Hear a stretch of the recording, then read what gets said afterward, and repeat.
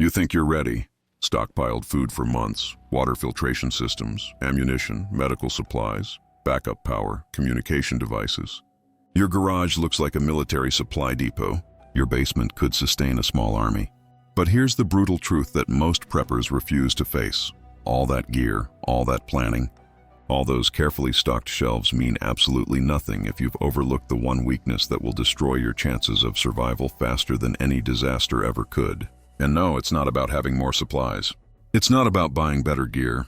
It's not even about learning another bushcraft skill. The hidden weakness that's sabotaging your entire preparedness plan is something you can't buy, can't stockpile, and can't fix overnight. It's the same flaw that's caused countless preppers to fail when it actually mattered. And if you're serious about surviving what's coming, you need to understand this weakness right now. Because when chaos hits, there won't be time to fix it. If you really want to survive when the world turns dark, subscribe now and learn what others don't dare to teach. Let's start with what most preppers get catastrophically wrong. They focus on stuff. Mountains of stuff. They obsess over the latest tactical gear, compare water filtration systems, debate which freeze-dried meals taste better, and spend thousands building arsenals that would make a small nation jealous. But here's what they're missing. You are the most critical piece of equipment in your entire preparedness plan. Not your bug-out bag, not your stockpile, you. Think about what survival actually demands. When the grid collapses, when supply chains disintegrate, when you're forced to evacuate with nothing but what you can carry, your body becomes your primary survival tool. Can you walk 10 miles while carrying a 60-pound pack? Because that's the average distance preppers need to cover daily when vehicles become useless and roads become death traps. Can you lift debris off an injured family member? Can you run if you need to escape danger? Can you physically defend your family and your supplies when desperate people come looking? The overwhelming majority of preppers can't do any of these things. They're overweight, out of shape, sedentary from years of desk jobs, and completely unprepared for the physical demands that survival scenarios impose. They've invested in every piece of equipment imaginable while neglecting the one piece of equipment that can't be replaced, their own body. Physical fitness isn't just about looking good or feeling healthy. In a survival situation, it's the difference between life and death. Your cardiovascular endurance determines whether you can evacuate quickly when danger approaches. Your strength determines whether you can carry essential supplies, build shelter, chop wood for fire, haul water, and perform the countless physical tasks that survival demands. Your flexibility and mobility determine whether you can navigate difficult terrain without injury. Your grip strength determines whether you can actually use the tools you've stockpiled. And here's the problem. Fitness can't be bought. You can't order it online. You can't stockpile it in your basement. It requires consistent, dedicated work over months and years. Most preppers don't want to hear this because it's hard. It's uncomfortable. It requires discipline, sacrifice, and facing the reality that their current physical condition makes them a liability rather than an asset in any crisis scenario. But physical fitness is only part of the equation. There's something even more fundamental that preppers ignore, something that determines whether you freeze up or take action when crisis strikes. Mental preparedness, psychological resilience, the ability to maintain composure, think clearly, and make critical decisions when fear and stress threaten to overwhelm everything. You can have all the survival knowledge in the world, but when panic sets in, when adrenaline floods your system, when the autonomic nervous system takes over, that knowledge becomes useless. People make fatal mistakes under stress. They overlook obvious threats because their attention narrows. They take longer to complete simple physical tasks. They forget survival-critical information they've studied for years. Their decision-making ability collapses precisely when they need it most. The psychology of survival is brutally simple. Your mindset determines your survival rate more than any piece of gear ever could. A resilient mindset means you can assess risks clearly, evaluate options rationally, and act decisively even when everything around you is chaos.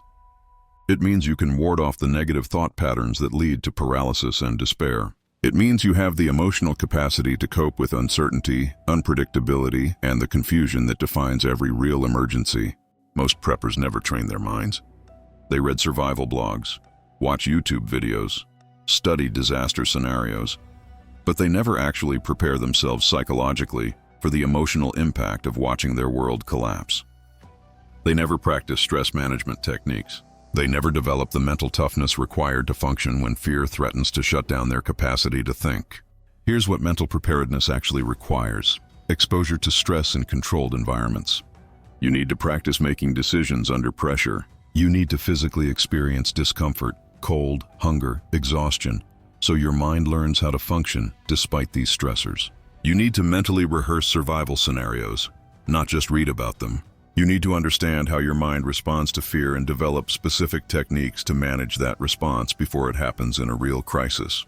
Meditation, breath work, cold exposure, deliberate discomfort training, visualization exercises. These aren't luxury activities for people with spare time. They're essential survival training that most preppers completely neglect because it doesn't involve buying new gear or adding to their stockpile. But even if you achieve perfect physical fitness and develop unshakable mental resilience, there's still a critical vulnerability that most preppers build directly into their plans. Isolation, the lone wolf mentality. The belief that they can survive alone, that they don't need anyone else, that other people are liabilities rather than assets. This is perhaps the most dangerous delusion in the prepper community. Humans are not solitary creatures. We survived as a species because we formed communities, shared resources, divided labor, and protected each other. No amount of supplies or skills can replicate what a coordinated group provides. Multiple skill sets, 24-hour security rotation, shared workload, emotional support, backup plans when you get sick or injured, and the collective intelligence of multiple people solving problems together. The preppers who plan to go it alone are setting themselves up for catastrophic failure. You can't maintain security by yourself. You can't stay awake 24 hours monitoring threats. You can't be in multiple places at once. You can't have expertise in medicine, mechanics, agriculture, construction, communications, and combat simultaneously. You physically cannot carry enough supplies for long-term survival while also maintaining mobility. You will eventually get injured or sick, and when that happens, who provides medical care? Who secures food and water? Who maintains your shelter and defenses? But here's where it gets complicated. Building a trusted survival network isn't simple. Most preppers face one of several challenges. They live in areas where neighbors think preparedness is paranoia. They're geographically isolated from like-minded people. They struggle to identify who can actually be trusted in a crisis, or they've failed to establish these relationships before disaster strikes. Creating a genuine preparedness community requires time, effort, and strategic thinking. You need to identify potential members through local organizations, shooting ranges, homesteading groups, amateur radio clubs, places where people with relevant skills and preparedness mindsets naturally congregate.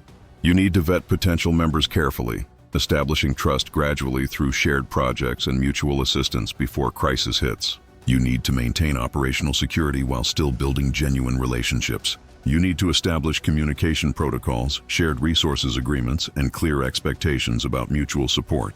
This isn't about finding people to exploit during emergencies. It's about building authentic relationships with people who share your values and commitment to preparedness. It's about creating networks where everyone contributes skills, resources, and labor, where the group's collective capability far exceeds what any individual could achieve alone. And for those who are genuinely isolated, modern technology provides solutions. Digital communities with emergency meetup plans, prepper pen pals, mutual assistance agreements with people in different regions.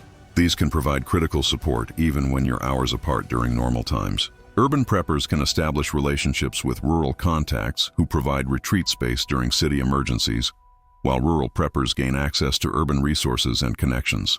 The key is establishing these relationships now, before crisis makes communication and travel difficult or impossible. But let's talk about another weakness that's hiding in plain sight: the static nature of most prepper plans. 75% of facilities evaluate their emergency plans only once per year. Most preppers do even less. They create a plan years ago and assume it's still valid, never accounting for how their lives, their environments, their risks, and their capabilities have changed. Your prepper plan from 5 years ago doesn't account for your current physical limitations if you've gained weight or developed health problems. It doesn't reflect the fact that you've moved to a new location with different threats and resources. It doesn't consider that your children are older now with different capabilities. It doesn't incorporate new skills you've learned or gear you've acquired. It's based on outdated information about local risks, resources, and evacuation routes. Static plans fail. Environments change. Threats evolve. Your personal situation shifts. Equipment degrades. Skills atrophy without practice. Supplies expire. Contact information for your network becomes obsolete. The plan that made sense 5 years ago might be completely inadequate for your current reality. Regular review and updates are mandatory, not optional. You need to physically test your plans through realistic drills. You need to actually use your equipment under stress to verify it works and that you remember how to operate it. You need to practice your evacuation routes to confirm they're still viable. You need to verify your stored supplies are actually edible and functional. You need to reassess your risk analysis as conditions change. How many preppers have bug-out bags they packed years ago but have never actually carried for any distance? How many have gear they don't know how to use because they've never practiced? How many have plans they've never tested? All that preparation becomes worthless when it's never validated through realistic practice. This connects to another critical weakness: focusing on low probability, high drama scenarios while ignoring high probability, mundane disasters. Most preppers fantasize about zombie apocalypses, electromagnetic pulses, total societal collapse, dramatic end-of-world scenarios that probably won't happen in their lifetime. Meanwhile, they're completely unprepared for job loss, medical emergencies, house fires, severe weather, power outages, economic recession, scenarios that actually happen to millions of people every year. They've got tactical gear and weapons for fighting off hordes, but they don't have adequate health insurance, emergency savings, or basic disability planning. They're ready for the collapse of civilization, but not for the collapse of their own employment. Balanced preparedness means addressing high-probability threats first, then expanding to cover less likely but more severe scenarios. It means having strong financial preparedness, adequate insurance, documented medical information, backup plans for common emergencies, and a solid foundation before you invest thousands in gear for unlikely catastrophic events. But here's a weakness that even experienced preppers miss: inadequate risk assessment. Most preppers prepare based on generic threat lists without conducting thorough analysis of their specific vulnerabilities. They don't consider their local geography, climate, infrastructure, political environment, social dynamics, or personal circumstances when building their preparedness plans. Someone living in coastal Florida faces completely different risks than someone in rural Montana. Urban preppers face different threats than rural homesteaders. Someone with medical conditions requiring regular medication faces different vulnerabilities than someone in perfect health. A single person has different needs and capabilities than a family with young children. Generic one-size-fits-all preparedness doesn't work because every situation is unique. Proper risk assessment requires researching historical disaster patterns in your area, understanding local infrastructure vulnerabilities, identifying your personal and family-specific risks, evaluating your current resources and capabilities honestly, and then prioritizing preparations based on what's most likely and most dangerous for your specific situation. This leads to another fundamental problem: knowledge without skills. Many preppers consume endless information, reading blogs, watching videos, buying books, studying survival techniques, but they never actually develop practical competency. They know the theory of starting fires but have never actually done it in wet conditions. They've read about water purification but never purified questionable water. They understand navigation concepts but can't actually navigate with map and compass. They've studied first aid but have never treated a real injury. Information is not the same as capability. Skills require practice, repetition, failure, correction, and more practice until they become automatic. When crisis hits, you won't have time to consult your survival manual. You need skills that are so deeply embedded through practice that you can execute them under stress, in darkness, while exhausted, without conscious thought. Critical skills every prepper needs: starting fires reliably in various conditions, finding and purifying water from multiple sources, providing first aid and CPR, navigating without technology, preparing and preserving food, basic home and equipment repair, growing food, building shelter, self-defense, communication, using alternative methods when normal networks fail. These skills can't be learned from videos. They require hands-on practice, ideally under realistic conditions that simulate the stress and constraints of actual emergencies. Go camping without modern conveniences. Practice starting fires in rain. Navigate using only map and compass. Cook using your emergency supplies. Actually test whether you can do what your plan requires. There's another weakness that destroys preparedness plans: poor operational security. Many preppers talk too much about their preparations. They show off their stockpiles on social media. They tell neighbors about their supplies. They advertise their preparedness to people who haven't prepared themselves. When disaster strikes, who do you think desperate people will target first? The preppers who advertise that they have exactly what desperate people need. Operational security means keeping your preparations private. Don't broadcast what you have. Don't tell people where you've stored supplies. Don't give potential threats a roadmap to your resources. Build your network carefully with trusted individuals, but maintain discretion about the specifics of your preparations with everyone else.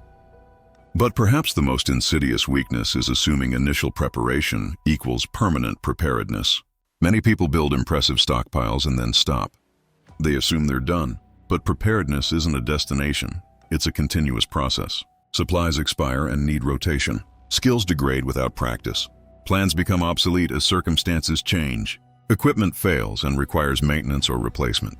New threats emerge requiring new preparations. Preparedness requires ongoing commitment, regular inventory and rotation of supplies, continuous skill development and practice, periodic review and updating of plans, staying informed about evolving threats and new preparedness techniques, maintaining physical fitness and mental resilience, nurturing your preparedness network, testing and validating your preparations through realistic drills. The preppers who fail are those who prepared once and assumed they were finished.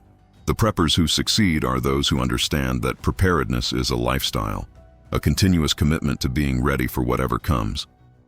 So where does this leave us? The hidden weakness in every prepper's plan isn't actually a single thing. It's a pattern of focusing on easy, visible preparations while neglecting harder, less tangible aspects of readiness. It's buying gear instead of building fitness. It's accumulating knowledge instead of developing skills. It's stockpiling supplies instead of creating community. It's making plans instead of testing them. It's preparing for dramatic scenarios instead of likely ones. It's focusing on stuff instead of capabilities. Real preparedness isn't about how much you've bought. It's about what you can actually do when everything normal stops working. It's about whether your body can perform under extreme stress. It's about whether your mind stays functional when fear and chaos threaten to overwhelm you.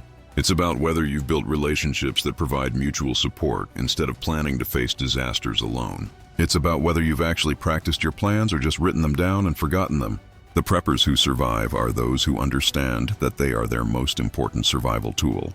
They train their bodies because survival is physical. They train their minds because survival is psychological. They build communities because survival is social. They practice their skills because survival requires capability, not just knowledge. They test their plans because survival demands validation, not assumption. This isn't comfortable information. It's much easier to buy another piece of gear than to lose 50 pounds. It's much more satisfying to expand your stockpile than to practice being cold and hungry. It's less scary to prepare alone than to build trust with other people. It's simpler to read about survival than to actually develop skills through hard practice. But easy preparations don't create real readiness. The question you need to answer honestly, are you actually prepared or have you just bought a lot of stuff? Can you physically do what your survival plan requires? Can you mentally handle the stress of watching your world collapse? Do you have trusted people who will stand with you when crisis hits? Have you actually tested your preparations or just assumed they'll work? Are you addressing the threats you'll actually face or fantasizing about dramatic scenarios? These questions aren't meant to discourage you. They're meant to redirect your focus toward preparations that actually matter. Every prepper has weaknesses in their plan. The difference between those who survive and those who don't is whether they're willing to identify and fix those weaknesses before it's too late. Start with fitness. You don't need a gym membership or expensive equipment. You need consistent daily movement. Walking, hiking with a weighted pack, bodyweight exercises, functional movements that build real-world strength. Start small if you must, but start now. Your survival might depend on whether you can walk 10 miles carrying supplies, and there's no shortcut to building that capability. Develop mental resilience. Practice stress management techniques. Expose yourself to controlled discomfort. Learn meditation or breathwork. Mentally rehearse how you'll respond to various emergencies.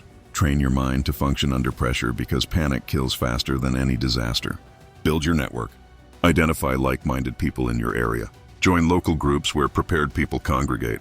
Start building relationships now before crisis makes it urgent. Establish communication protocols and mutual support agreements. Understand that community multiplies your capabilities far beyond what you can achieve alone. Test everything. Practice your evacuation routes. Use your equipment. Try living for a weekend on only your emergency supplies. See what breaks, what you forgot, what doesn't work as planned. Identify weaknesses now when you can still fix them, not during an actual emergency when mistakes become fatal. Conduct realistic risk assessment. What disasters actually threaten your specific location and situation? Prepare for high-probability events first before investing heavily in unlikely scenarios. Make sure your preparedness plan addresses your actual vulnerabilities, not generic threats. Develop real skills through practice. Don't just read about survival techniques, actually do them. Start fires, purify water, navigate, provide first aid, grow food, build things, fix things. Transform information into capability through hands-on experience. Maintain operational security. Keep your preparations private. Don't advertise what you have. Build your trusted network carefully, but don't broadcast your readiness to everyone. Commit to continuous improvement. Preparedness isn't something you achieve once and forget. It requires ongoing attention, practice, updating, and refinement. Rotate supplies. Practice skills. Review plans. Stay fit. Maintain relationships. Keep learning. The hard truth is that most preppers aren't as ready as they think they are. They've focused on visible, easy preparations while neglecting harder, more fundamental aspects of survival readiness. But recognizing this isn't failure. It's the first step toward real preparedness. You have a choice. You can continue accumulating gear while ignoring your physical fitness, mental preparedness, and community building. You can keep reading about survival instead of developing actual skills. You can maintain plans you've never tested and assume they'll work when you need them. Or you can face the uncomfortable reality that real preparedness requires hard work on yourself, not just spending money on supplies. When the crisis comes, and it will come eventually for everyone in some form, you'll either be genuinely ready or you'll discover too late that your preparations were inadequate. The difference is whether you're willing to fix the hidden weaknesses in your plan right now, today, before it matters. Don't just listen, act. Like, comment, and share this with someone who needs to hear it before it's too late. And if you want to go deeper, you'll find in the pinned comment some guides and documents that can take your preparedness to the next level. Check them out when you're ready. Your survival isn't about what you own, it's about what you can do when everything normal stops working.